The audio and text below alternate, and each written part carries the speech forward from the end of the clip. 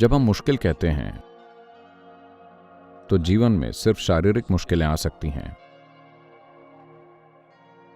मानसिक मुश्किलें आपकी वजह से आती हैं, पर शारीरिक मुश्किलें बाहरी परिस्थितियों के कारण, स्थान और कई दूसरी चीजों के कारण हो सकती हैं।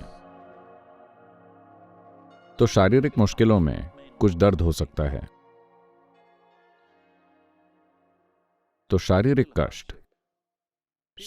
कष्ट से गुजरने वाले लोग हमेशा मजबूत होकर उससे बाहर आते हैं। क्या ऐसा है? हमेशा आपकी ट्रेनिंग से ही पता चलता है। शायद से एक सैनिक होने की ट्रेनिंग युद्ध लड़ने से ज्यादा मुश्किल है।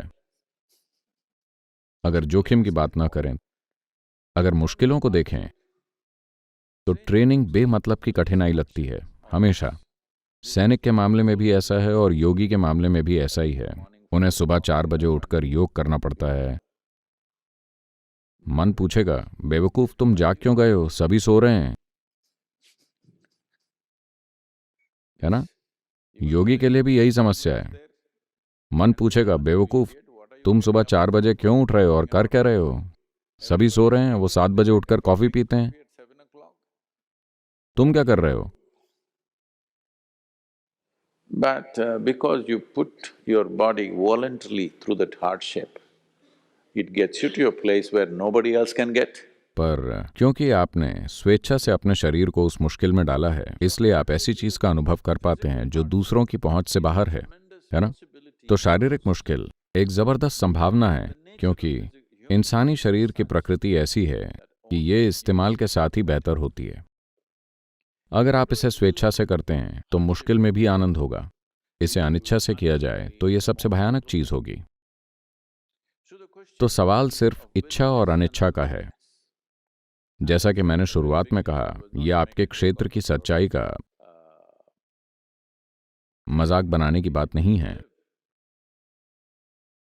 जिसे आप मुश्किल ड्यूटी समझते हैं, यानी अगर सेना में किसी को सजा देनी हो तो शायद उसे 20,000 फुट की ऊंचाई पर भेजा जाए। But लेकिन जो लोग पहाड़ों पर चढ़ते हैं, जो 20,000 फुट तक चढ़ते हैं, उन्हें लगता है कि वो शानदार है ना? तो फर्क क्या है? फर्क सिर्फ मानसिकता का है। कोई इसे स्वेच्छा से कर रहा है, कोई दूसरा सोचता है कि उनके साथ जबरदस्ती हो रही है। बस इतना ही फर्क है। देखिए, यही तो जीवन है।